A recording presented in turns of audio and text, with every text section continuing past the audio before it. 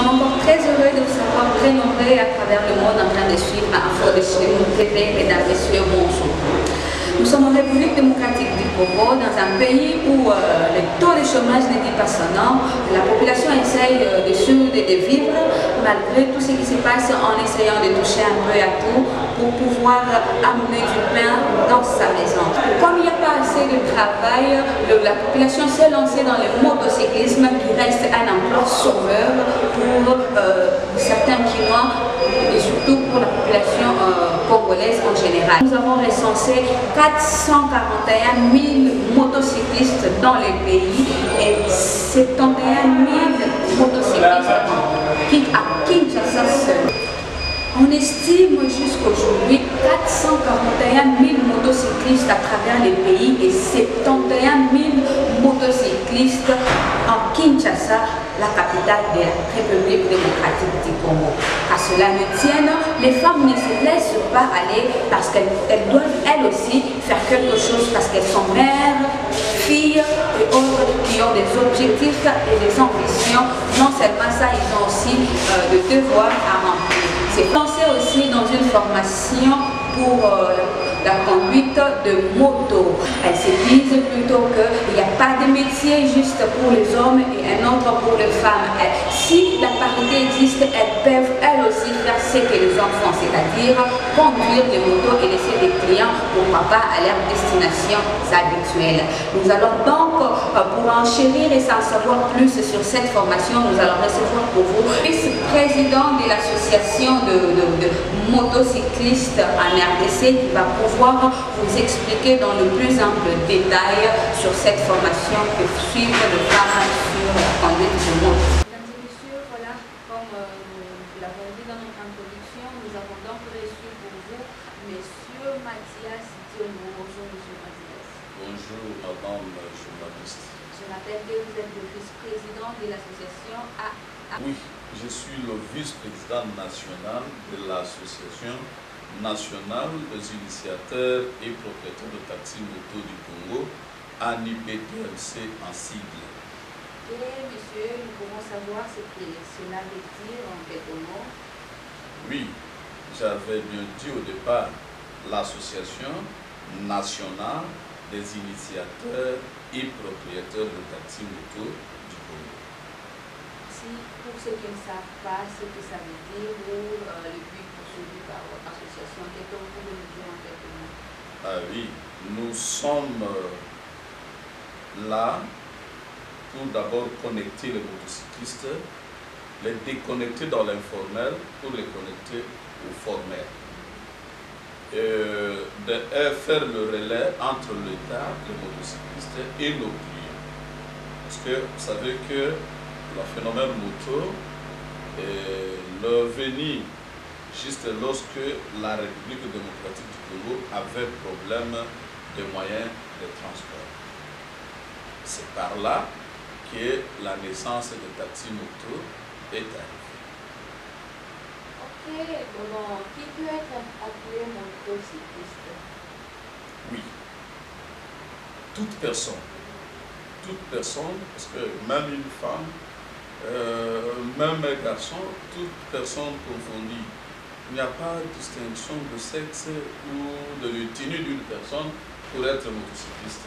Toute personne trouvant intérêt sur la moto peut être motocycliste. Oui, monsieur Mathias, est-ce qu'il y a des conditions pour le devenir? Oui, dans notre structure, il y a des conditions. Parce que quand on parle de toute personne, on ne peut pas prendre de mineur.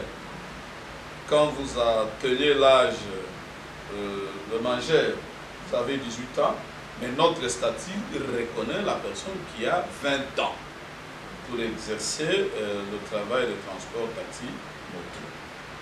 Alors, vous devez d'abord passer par l'adhésion dans un parking ou tronçon auquel vous devez commencer à exploiter la moto. Alors, on va vous identifier et après, on va vous notifier que vous êtes motocycliste. Mais ce que vous dites ne colle pas avec la réalité parce qu'on voit bien les gens qui se promènent en cours des routes qui n'ont même pas encore atteint la majorité. Comment est-ce que vous faites pour empêcher ces gens-là d'être sur la voie? Merci. Vous savez, nous sommes une association. Nous n'avons pas le pouvoir des contraintes. La contrainte, c'est réservé au pouvoir public. Oui. Vous trouverez les enfants de moins de 18 ans sur la moto, mais une fois qu'il est au parking organisé et que le président qui est là l'empêche de ne pas travailler avec la moto, il y a les hommes en uniforme et surtout les hommes à galon. Si ce n'est pas un major, c'est un capitaine. S'il n'est pas magistrat, ce sont les hommes influents. Il va vous envoyer 5 policiers, 5 agents du parquet pour vous arrêter. Pourquoi vous l'avez interdit? Alors nous sommes aspects, nous interdisons. Mais la personne censée à faire respecter la loi et de respecter la loi, c'est l'État. Mais quand l'État lui-même boycotte ce qu'il peut faire, où est notre problème? Parce que quand ces enfants-là sillonnent dessus de moto, l'État est là. Il est vivant. Il collabore avec. Donc si je comprends bien, c'est l'État qui permet à ce que cela, tout ce que vous interdisez soit de manière informelle, autorisé quelque part. Mais oui, c'est autorisé quelque part. Je vous donne un exemple, madame, très récent. À Kingasani Yasuka, le président va interpeller un mineur sur la moto. Il a dit au mineur, laisse la moto, va appeler le propriétaire de la moto. L'enfant mineur est allé, or c'était son cousin qui est propriétaire de la moto, qui est capitaine de la police. Son cousin a envoyé 3 policiers pour arrêter le président. Et il a exigé au président de lui payer le chômage et l'amende de 100 000 francs congolais. Vous comprenez que c'est l'État qui est le problème. Donc la problématique ici, c'est l'État. Nous allons revenir sur cette question, monsieur, mais il y a plusieurs motocyclistes dans la ville de Kinshasa. Comment vous faites pour les identifier? Merci. Ici où nous sommes, vous êtes dans mon bureau. Je ne suis pas dans un bureau d'autrui. Vous êtes dans mon bureau comme vice-président national. Alors, notre administration n'est pas concentrée. Elle est décentralisée, déconcentrée. Nous avons le comité national que nous sommes ici. Nous avons les comités provinciaux. Ici à Kinshasa, nous avons 4 provinces. Les 4 districts administratifs de l'État représentent les 4 provinces. Nous avons les comités provinciaux, les comités sectionnaires et les comités de parking. Voilà. Ça c'est bien. Donc à partir de ce comité-là, on peut vous faire rapport de toute cette situation. Oui, si nous sommes, comme nous sommes ici à Kalamou, il suffit seulement d'appeler le président provincial de la Funa. Il appelle le président sectionnaire de Kalam, le président sectionnaire appelle le président de parking et le président vous dit que non, c'est telle personne qui a causé tel problème. Est-ce que vous avez le nombre exact de motocyclistes dans les pays, soit dans la province? Oui, je ne peux pas manquer à vous avancer quelques chiffres que nous avons ici, parce que si le secrétaire était là, je pouvais même vous montrer le registre. Ici, à Kinshasa, nous sommes sur 71 000 quelques motocyclistes identifiés. 71 000. Au niveau de la République, nous sommes au-delà de 441 000 motocyclistes. Or, mais la province de Baouélé et de Mongala. Les motocyclistes sont réputés de semer du désordre ou des troubles sur la voirie quinoise en particulier. Quelle est votre réaction quant à ça? Oui, là, je peux être d'accord avec vous, même je dois toujours jeter l'éponge que l'État qui n'est pas réveillé, l'État qui n'est pas réveillé, parce qu'un motocycliste n'est pas exceptionnel. Quand il est sur la voie publique, il est comme tout usager, sur la voie publique. Alors c'est l'État qui doit veiller, qui doit contrôler. Parce que vous pouvez vous attendre, madame, je vous dis, septantaine de mille identifiés ici à Kinshasa, mais la projection, nous sommes au-delà des 600 000 motocyclistes sur l'ensemble de la ville de Kinshasa. Mais l'État ne veut pas. L'État ne veut pas entrer en profondeur, savoir qui est motocycliste et qui ne l'est pas. Alors ce n'est pas à moi d'aller faire la police sur la voie publique pour aider l'État.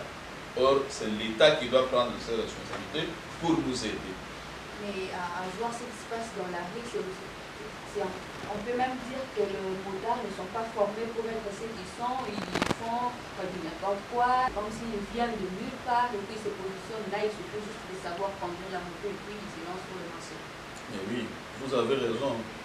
Parce qu'un motocycliste qui quitte Bakwabo là-bas, là où il n'a pas vu un jour le panneau ou le marquage au sol ou le système lumineuse, là où il part là-bas, et là où il vient. Mais quand il est arrivé ici, ça lui devient étranger, ce qu'il trouve, le marquage au sol et les signaux et les panneaux. Alors, c'est l'État toujours, madame, qui devait prendre ça, qui devait prendre sa responsabilité, parce que vous verrez toujours, il y a des mamans colonels, des papas majors, des papas magistrats, des mamans magistrats, qui invitent les enfants de leurs grands frères, des ratés du village ici. Bon, ici, il n'y a pas assez de travail. Vous prenez la moto. Alors, quand il est sur la voie publique, c'est un criminel. C'est un criminel. Alors, c'est l'État, il pouvait faire des centres de formation, construire des centres de formation pour que ces gens-là bénéficient, ne fût-ce que des petites formations accélérées pour être rassurés sur la voie publique. Vous qui êtes de l'association, est-ce que vous avez pensé à faire ce genre de formation pour permettre aux motards de bien se conduire sur la voie? Oui, nous sommes une structure organisée. Vous voyez le bureau, ça vous dit quelque chose. Nous avons la personnalité juridique. En privé, nous le faisons. Parce qu'on n'a pas de moyens. La formation exige beaucoup de moyens. Et c'est l'État qui pouvait mettre le moyen à notre charge pour que nous puissions encadrer nos membres. Mais nous le faisons parce que ici, vous trouverez, j'ai quelques résultats de motocyclistes dames que je viens d'encadrer, que nous venons d'encadrer. Vous encadrez aussi les dames? Ah mais oui, nous encadrons aussi les dames. Le jour où tu voudras, tu viendras, on vous montrera comment une femme conduit la moto, 3 pinets, moto 2 pinets. Si cela n'a pas d'incidence sur sa vie de femme, comment est-ce qu'on... Non, une femme respecte beaucoup le principe ou les conditions sur la voie publique qui est l'homme. Parce que comme maman, depuis que nous avons formé des femmes, nous n'avons jamais eu le dessin d'une femme motocycliste. Même qu'on ait un accident grave ou un accident vraiment comme le font les hommes. Alors, nous nous sommes déplacés avec une dizaine d'huissiers qui quittent sur nos motos et nous sommes arrivés à Kipit et les ont engagés de vitesse comme le font les hommes. Et nous sommes rentrés. Parce que ce n'est pas une force musculaire qu'elle est en train d'exercer. Mais elle est en train d'exploiter sa sagesse. Monsieur Mathias, je rappelle que vous êtes le vice-président de l'association. Maintenant que vous avez toutes ces femmes-là, qu'est-ce que vous pouvez dire à celles qui sont en train de se déambuler, qui n'ont rien à faire, qui disent toujours que c'est le métier des hommes? Qu'est-ce que vous pouvez leur dire en fait? Merci maman. Le message, c'est très court. Nous les invitons toutes. Parce que rester à la maison ou chercher à quémander auprès des hommes, c'est être une maman, une jeune maman. Avoir des enfants, avoir des conséquences. Demain, c'est l'avortement ou c'est le décès. Alors, avec ce que nous avons formé ici, c'est pour les lancer au marché d'emploi il y a des sociétés lesquelles nous sommes en contact avec pour leur donner de femmes là, de filles là, de jeunes filles là, pour l'expédition de leur courrier ou d'aller faire la livraison de leurs produits. Vous comprenez? De leurs produits. Alors, nous invitons toutes les femmes, même si elle n'a pas été au banc de l'école, même si elle a été au bas de l'école et qu'elle n'a pas eu la chance de trouver un emploi, de venir. D'ailleurs, la formation fera qu'un mois. Après un mois, alors tu te sens capable d'être sur le climat des affaires.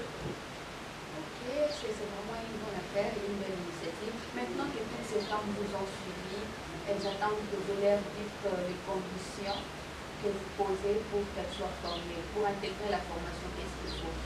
D'ailleurs, ceux qui me suivent, celles-là qui me suivent tout à l'heure, c'est une chance parce que nous sommes encore sur une formation gratuite. Nous sommes sur la base d'une formation gratuite. C'est jusqu'au mois de février que nous allons mettre encore d'autres stratégies. Mais elles peuvent bénéficier, c'est gratuit. Et les inscriptions, c'est pour où? Les inscriptions, même ici, dans notre bureau, vous venez, on va vous inscrire. Et même quand vous êtes sur le stade triomphal, vous trouverez à côté de l'école Sévigné, si c'est Sévigné là-bas, voilà, vous trouverez la moto 3 pinés qui est là. Approche-toi à côté de cette moto. Vous trouverez les encadreurs qui sont là, on peut vous orienter. Hein? Elles peuvent passer au bureau. Ce n'est pas problème de jeunes garçons. Ici, nous voulons aider les jeunes filles qui n'ont pas d'emploi et qui sont presque partout en train de quémander le soir dans des bars ou dans des coins des avenues, presque partout dans la ville de Kinshasa. Quant aux usagers de motocyclistes qui peuvent toutefois négliger le travail qui sera fourni par les femmes, qu'est-ce que vous pouvez dire? Oui, il n'y a pas de sous-métier, il n'y a que des sauts-gens. Et ce que je peux dire à mes compatriotes Wewa, parce que moi aussi je suis Wewa, ah mais oui, je suis un grand Wewa. Quand je suis sur la moto, c'est comme si je ne suis pas au bureau. Alors, c'est de considérer cette femme-là qui est sur la moto. Parce que si vous êtes sur Moumbel ici, vous trouverez Marie. Marie conduit la moto très bien, plus que les hommes. Si vous êtes sur Lemba, vous trouverez Fanny. Alors, quand vous êtes à Sainte-Thérèse, vous trouverez Sophia. Donc, elles sont presque partout sur la ville. Alors, considérez, parce qu'il n'y a pas un travail affecté qu'à l'homme, et non pour la femme. La femme aussi peut faire ce que l'homme fait. Comment est-ce qu'on peut retrouver l'adresse? Parce que vous avez dit que les gens peuvent même venir s'inscrire sur le... Mais moi, je suis dans votre numéro, il y a des milliers de filles qui savent. Merci. L'association, elle est dirigée par M. Zico Moukang. Il est président national de tous les motocyclistes, hommes et femmes. C'est lui le président.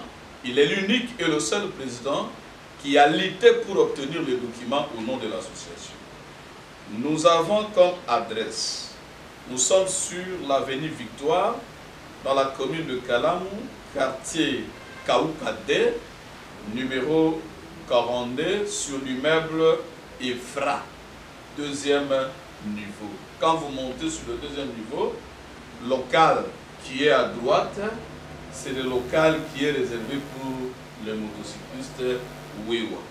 Comme numéro contact, si vous voulez nous contacter par téléphone, 081 269 48 96.